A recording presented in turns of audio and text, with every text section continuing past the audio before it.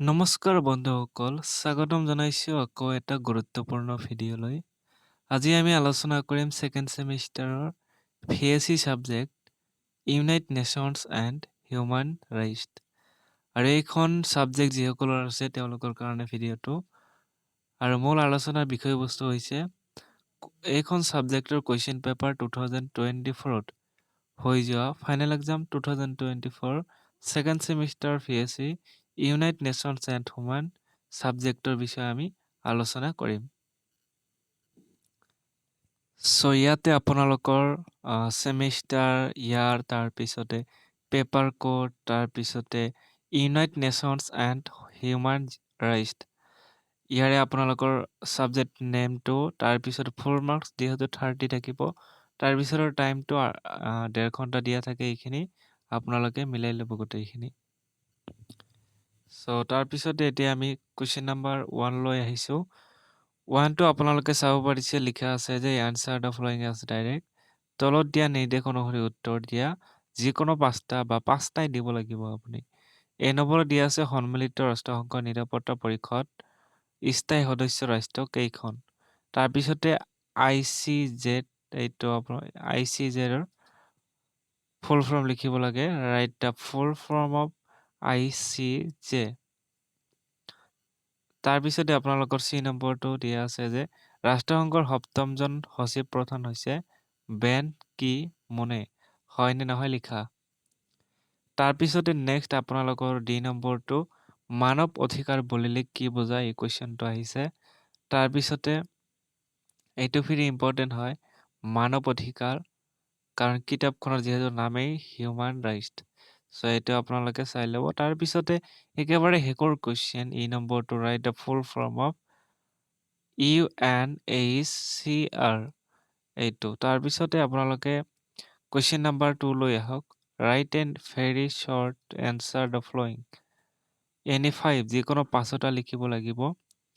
ইয়াতে অপশ্যন দিয়া আছে, বহুত কেইটা কুৱেশ্যন দিয়া থাকে, কিন্তু আপোনালোকে মাত্ৰ 5খনহে লিখিব লাগিব। তলত দিয়াবোৰ অতি চমু উত্তৰ দিয়া যিকোনো 5টা। সন্মিলিত ৰাষ্ট্ৰসংঘৰ যিকোনো 2টা লক্ষ্য উল্লেখ কৰা। তাৰপিছতে B number right the full forms of UNSC and ECOSOC। ঠিক আছে, এইখিনি সম্পূৰ্ণ ৰূপ বা ফুল ফৰ্ম লিখিব লাগে। তাৰপিছতে C নম্বৰলৈ আহোঁ। C নম্বৰটো দি আছে ৰাষ্ট্ৰসংঘৰ নিৰাপত্তা পৰিষদৰ যিকোনো 4খন স্থায়ী সদস্য ৰাষ্ট্ৰৰ নাম লিখা। তাৰপিছতে D নম্বৰ ৰাষ্ট্ৰসংঘৰ সচিব প্ৰধানৰ যিকোনো 2টা গুৰুত্বপূৰ্ণ কাৰ্য উল্লেখ কৰা। নেক্সট ৰাষ্ট্ৰসংঘৰ অধীনস্থ যিকোনো 2টা বিশেষ অভিকৰণৰ নাম লিখা। ৰাষ্ট্ৰসংঘৰ অধীনস্থ যিকোনো 2টা বিশেষ অভিকৰণৰ নাম লিখা। এইটো আছিলে E নম্বৰত। নেক্সট আমি আহিছোঁ মানৱীয় হস্তক্ষেপ উপকৰণৰ সংজ্ঞা দিয়া। এইটো আছে আপোনালোকৰ F number. Define humanitarian intervention. এইটো G নম্বৰ আছিলে। ফুল ফৰ্ম বহুত বেছি আহিছে। G নম্বৰ লিখা আছে right the full forms of ICCPR and ICESCR। তাৰপিছতে H নম্বৰ ৰাষ্ট্ৰসংঘৰ শান্তিৰক্ষা অভিযান বুলিলে কি বুজা। তাৰপিছতে নেক্সট যিটো আপোনালোকৰ I নম্বৰ মানৱ অধিকাৰৰ সাৰ্বজনীন ঘোষণাপত্ৰত সন্নিৱিষ্ট যিকোনো 2বিধ নাগৰিক আৰু ৰাজনৈতিক অধিকাৰ উল্লেখ কৰা। তাৰপিছতে J নম্বৰ মানৱ অধিকাৰ উলংঘনকাৰী যিকোনো 2টা শক্তি চিনাক্ত কৰিবলৈ দিছে। তাৰপিছতে নেক্সট কুৱেশ্যন নম্বৰ 3 দিয়া আছে যে answer right short note on any 3 of the following. যিকোনো আপোনালোকে চমুটকা লিখিব লাগিব, যিকোনো 3টা। মনত ৰাখিব সদায় 5 মাৰ্ক কৰি দিয়া থাকিব, অলপ লংভাৱে লিখিব লাগিব। এই নম্বৰটো দিয়া আছে ৰাষ্ট্ৰসংঘৰ যিকোনো 5টা গুৰুত্বপূৰ্ণ সফলতাৰ বিষয়ে লিখা। নেক্সট আপোনালোকৰ দিয়া আছে যে ৰাষ্ট্ৰসংঘৰ চন্দ্ৰৰ ওপৰত এটি টকা লিখা। Write a short note on the UN character. তাৰপিছতে C number write about the principles of the UNO. ৰাষ্ট্ৰসংঘৰ মূল নীতিবিলাকৰ বিষয়ে লিখা।